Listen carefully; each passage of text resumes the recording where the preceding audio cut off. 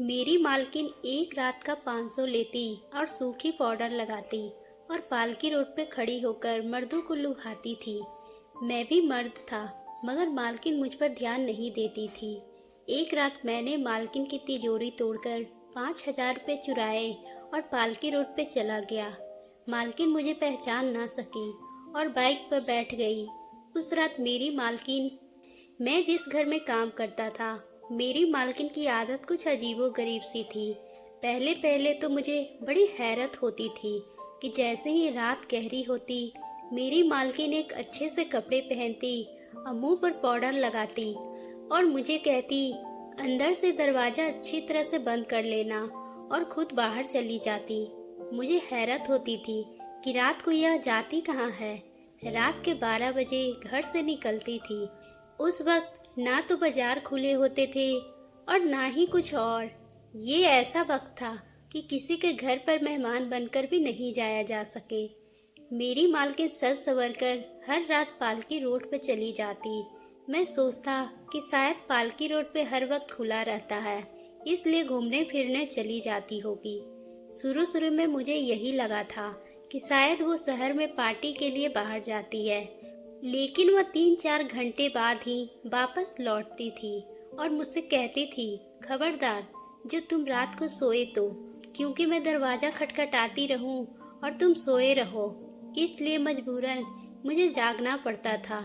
सुबह वह लंबी देर ही सोती और मुझे घर के काम करने पड़ते थे। मैं 18 साल का था और पूरे घर का काम करता, यहाँ तक कि खाना भी मुझे ही बनाना पड़ता था। मेरी मालकिन मुझे महीने के 30,000 देती थी और मैं वही करीब एक छोटे से कस्बे में रहता था। मेरी माँ इस 30,000 से बहुत ही खुश थी, लेकिन जब मैं अपने मालकिन के यहाँ रूटीन एक महीने तक देखी तो मुझे मालकिन पर शक होने लगा। और रात को 12 बजे जाती कहाँ है, फिर 4-5 घंटे में वापस आती। जब आती तो बेहद थकी हुई होती, सीधा अपने कमरे में चली जाती और सुबह 11 बजे ही उठकर बाहर आई। तब मैं घर में सारे काम निपटा चुका था। एक रात मैंने सोचा कि मालकिन के पीछे करके देखता हूँ कि आखिर वह जाती कहाँ है। रात को जैसे ही मुझे मालकिन कहकर गई कि दरवाज़ा अच्छी तरह से अंदर से बंद कर लेना, मैंने दरवाज़ा बंद कर लिया और थोड़ी देर बाद मैंने सोचा कि मालकिन ज़्यादा दूर नहीं गई होगी, उनका पीछा करके देखता हूँ। मैं जैसे ही दरवाज़ा खोलने के लिए गेट की कुंडी खोली तो मुझे हैरत का झटका लगा, क्योंकि दरवाज़ा बाहर से ही बंद था। मेरी मालकिन बड़ी चालाक औरत थी, बाहर से दरवाज़ा बंद करके ताला मार गई थी। मैं तो अपना जी जलाकर बैठ गया था। अब तो मुझे मालकिन के किराएदार पर शक होने लगा था। जाहिर सी बात है, मेरी जगह कोई भी होता तो यही सोचता। पूरा दिन वह बिस्तर तोड़ती रहती थी और रात को नया जोड़ा पहनकर तैयार होकर पालकी रोड पे चली जाती और 4-5 घंटे बाद आती। वापस आती तो सो जाती। फिलहाल मैं भी मालकिन की हर बात नोट करनी शुरू कर दी थी। मुझ पर हैरत के पहाड़ टूटने लगे थे। मैंने देखा कि एक दिन के करीब 1 बजे उठी थी। मुझसे कहती है कि मुझे नाश्ता बनाकर दे दो। नाश्ता करने के बाद वो अपना फ़ोन लेती है और बातें करना शुरू करती है। पहले तो मैं कामों में बिजी था, इसलिए मैंने कभी ध्यान नहीं दिया कि मेरी मालकिन किससे बात करती है और क्या बात करती है। लेकिन अब तो मेरे जैसे कान अपनी मालकिन की बातों पर ही खड़े होने लगे थे। मैं किचन में था, जबकि वह मालकिन कुर्सी पर बैठी चाय पी रही थी और साथ साथ फोन पर बातें कर रही थी, तो सारी आवाज किचन में आ रही थी। उस वक्त मैं बर्तन धो रहा था। पहले तो मैं गाने गुनगुनाते हुए बर्तन धोता रहता था, लेकिन अब मालकिन की बात सुनने की कोशिश कर रहा था। मैं जानना चाहता था कि मालकिन रात को क्या करने जाती है, क्योंकि वह कभी किसी को पालकी रोड पे आने का कह रही थी। मैं बिल्कुल खामोशी से बर्तन धोकर किचन के दरवाजे पे खड़ा हो गया और उनकी बातें सुनने लगा।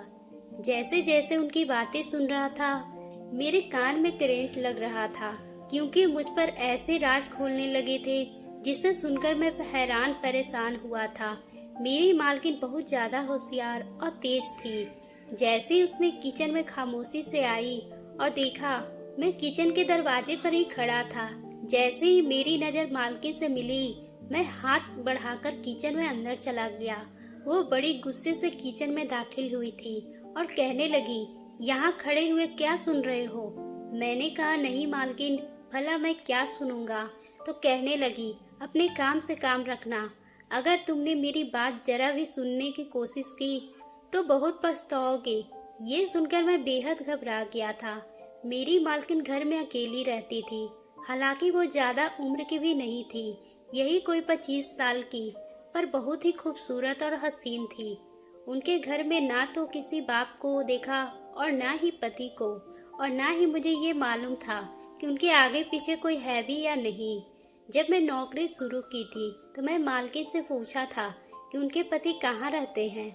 वो हंसने लगी और कहने लगी, तुम्हें क्या करना है मेरे पति का? मैंने कहा, बस आपके घर में कोई मर्द नहीं है इसलिए पूछ रहा था। वो कहने लगी, अपने काम से काम रखो, मेरे रिश्तेदार ढूंढने की कोशिश मत करो, समझे? आगे से मुझे सवाल मत करना। मेरे पति कहाँ है? तुम्हें तनख्वाह दे रही हूँ अपने काम से काम रखने की। जो चाहे पूछ लो, सिर्फ काम के बारे में। उसके बाद तो मेरी हिम्मत ही नहीं हुई थी कि मैं मालकिन से कुछ भी पूछता। मैंने अपने काम से काम रखा था। 1 महीने ऐसे ही किया था, लेकिन उनकी जो बातें सुन चुका था वो मुमकिन नहीं था मैं अपने काम से ही सिर्फ मतलब रखूं। एक बार शाम के वक्त मेरी मालकिन अपने कमरे में थी।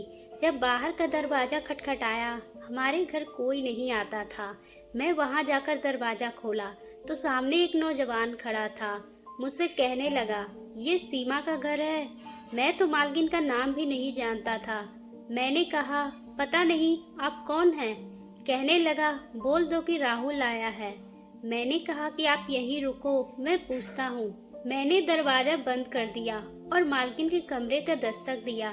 मालकिन कहने लगी, अंदर आ जाओ। लेकिन मैं अंदर नहीं गया, दरवाजे के पास ही खड़ा हो गया।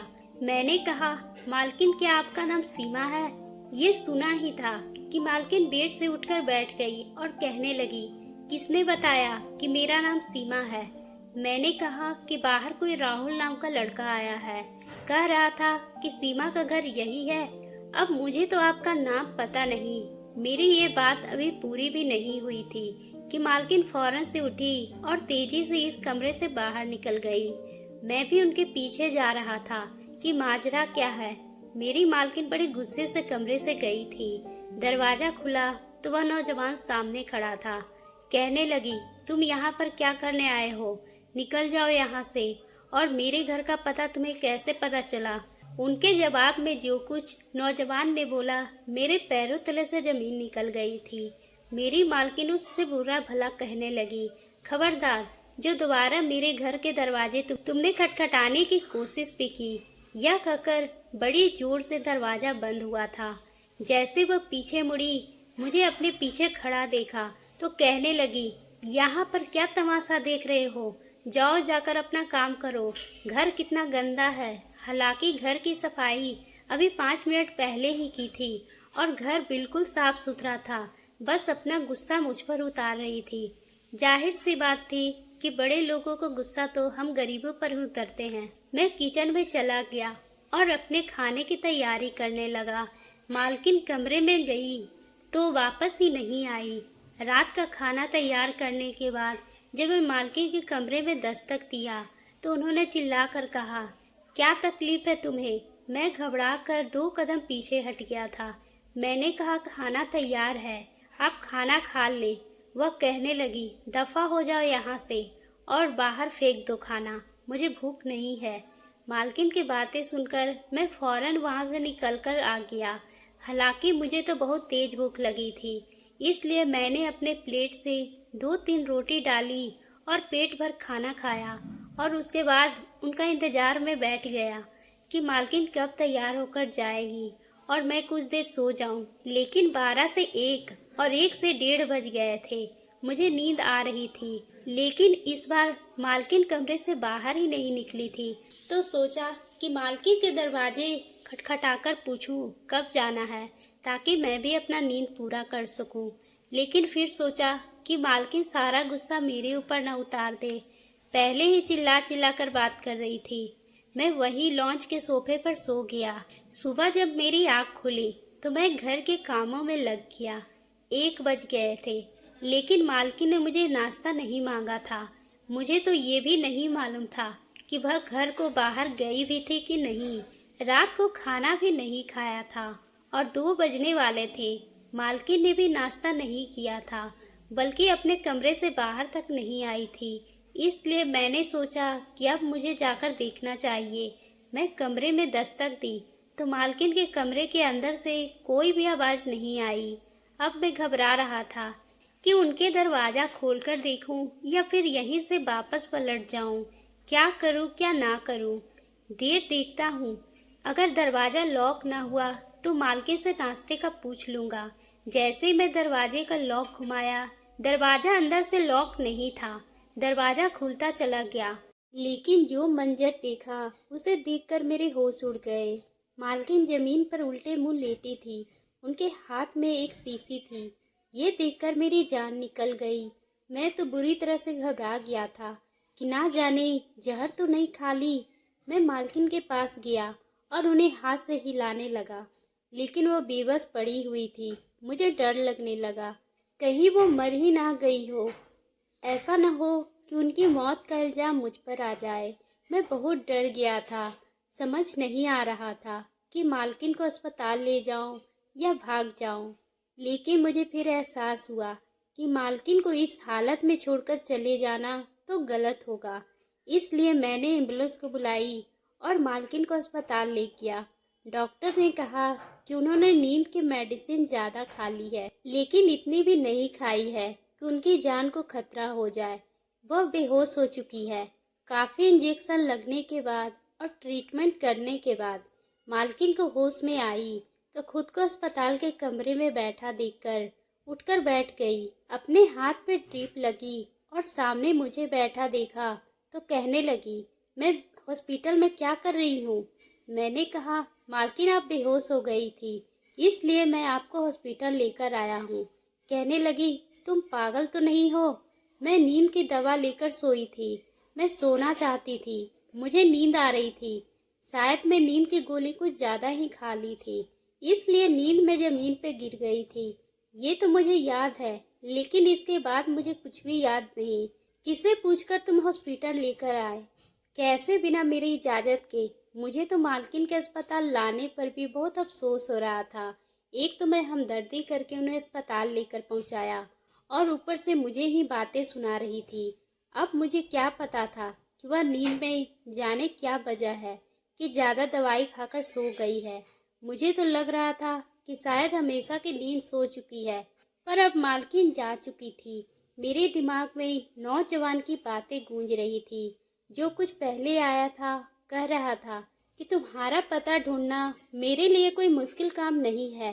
पालकी रोड पर जाकर तुम्हारा नाम ले तो घर तक पहुंचा देता है। मैं घबरा गया था, इसलिए सोच रहा था कि मुझे देखना चाहिए मालकिन पालकी रोड पे किस चीज़ के लिए मशहूर है। वह नौजवान ये भी कह रहा था कि तुम अपने काम से बाज अगर नहीं आई तो मैं तुम्हें छोड़ूंगा नहीं। मैं यहाँ सिर्फ तुम्हें बताने आया हूँ कि जो तुम कर रही हो उससे बाज आ जाओ। इसलिए मुझे भी हैरत हुई थी कि मैं देखूं मालकिन क्या करती है। एक बार मालकिन तैयार होकर जैसे बाहर निकली और उसने बाहर से ताला लगाया। उसके 5 मिनट बाद मैंने दरवाज़ा लॉक कर दूसरी तरफ चली गई और मालकिन का पीछा करने लगा। कुछ ही दूर जाकर पालकी रोड शुरू हो जाता था। मालकिन वहाँ की एक होटल में चली गई। होटल के बाहर बैठे चौकीदार से जब मैंने पूछा, ये लड़की यहाँ क्या करने आती है, तो कहने लगा, 5,000 लेकर आओ, पता चल जाएगा तुम्हें क्या करती है। 5,000 लेती है एक रात के। ये सुना था कि मेरा दिमाग चकरा गया। क्या मेरी मालकिन ऐसे काम करती थी? मुझे बहुत अफसोस हो रहा था। फिर मैंने सोचा कि मुझे मालकिन को इस काम से रोकना चाहिए, लेकिन अगर मैंने उन्हें साफ ये बात कही तो वो मुकर जाएगी। हो सकता है मुझे नौकरी से भी निकाल दे। इसलिए मैंने एक और रास्ता बनाया और अगले दिन मालकिन घर से बाहर गई तो मैं मालकिन की अलमारी खोली और उनके दराज खोलने लगा। उसमें वह पैसे रखती थी, लेकिन वह लॉक था। मैंने खींच खींच के उस दराज का लॉक तोड़ा और उसमें से 5,000 लेकर पालकी रोड पे चला गया। मैं रुमाल से अपने चेहरे को छुपा लिया था। मालकिन मुझे पहचान नहीं पाई और रोड पे खड़ी थी और शायद अपने किसी जानने वाले का इंतजार कर रही थी। जब मैं उन्हें कहा चलो, कहने लगी क्या दोगे? मैंने कहा 1 रात के 5,000। बोली ठीक है। मैं अपने साथ मोटरसाइकिल लिया था, इसलिए उन्हें मोटरसाइकिल पर बैठने को कहा। मोटरसाइकिल पर बैठ गई। मैं सीधा उन्हें पुलिस स्टेशन ले गया। ये देखकर वो घबराकर कहने लगी कहाँ लेकर आए हो मुझे? मैंने जोर से उनका हाथ पकड़ लिया और मैंने कहा वही जहाँ एक मुजरिम को होना चाहिए। आप एक गैर कानूनी काम कर रही है, आपको शर्म नहीं आती? वो कहने लगी तुम पागल तो नहीं हो? उन्होंने दूसरे हाथ से मेरे रुमाल से मेरे चेहरे को हटाकर मुझे देखा तो हैरान रह गई। कहने लगी तुम मेरा पीछा कर रहे थे और तुम मुझे पुलिस स्टेशन लेकर जाओगे? छोड़ो मेरा हाथ, वरना मैं तुम्हें छोड़ूंगी नहीं। लेकिन मैं भी उनका हाथ नहीं छोड़ा था। मैंने उन्हें पुलिस स्टेशन के अंदर ले गया और सामने ऑफिसर खड़ा था, जो कि मालकिन को देखकर फौरन से खड़ा हो गया। मैंने कहा कि मेरी मालकिन है और गैर कानूनी काम करती है। ये 5,000 में लोगों के साथ वक्त गुजारती है। ये सुना ही था कि पुलिस वाले का चेहरा लाल हो गया। वो चलता हुआ मेरे पास आया और खींच के थप्पड़ मेरे मुंह पे मारकर कहने लगा पागल हो क्या? यह पुलिस ऑफिसर है, रात के टाइम ऑन ड्यूटी होती है। ऐसे लड़कों को पकड़ना चाहती है जो कि जिस्म का सौदा के कामों में रहते हैं, और तुम इसे ही पकड़ के ले आए हो यहाँ। ये सुनकर तो मेरे होश उड़ गए। मैंने फौरन से मालकिन का हाथ छोड़ दिया और मालकिन कहने लगी डंडे से मारूंगी तुम्हें। मेरा सारा प्लान तुमने चौपट करके रख दिया। आइंदा अगर तुमने मेरा पीछा किया तो बहुत बड़ा पछताओगी। मुझे ये कहने के बाद फिर वो मेरे सामने बैठे ऑफिसर से कहने लगी कि राहुल का कुछ पता चला? ऑफिसर कहने लगा जी मैडम, उसे हमने गिरफ्तार कर लिया है। वह इस कैंप का मेन मेंबर था और गिरफ्तार हो गया है। तो समझो कि सारी की सारी टीम भी हमारे हाथ में होगी। मेरे लिए बहुत बड़ा झटका था कि मालकिन एक इंस्पेक्टर थी और हम ऐसे लोगों को गिरफ्तार कर रही थी कि ऐसे गैर कानूनी काम करते थे। मुझे 1% भी यकीन नहीं हुआ था कि मालकिन एक पुलिस ऑफिसर थी। लेकिन जो भी था, मालकिन एक अच्छा काम कर रही थी। तो दोस्तों, आपको ये कहानी कैसी लगी? अगर पसंद आई हो तो आप हमारे चैनल को सब्सक्राइब करना ना भूलें और बेल आइकन को भी प्रेस कर लें।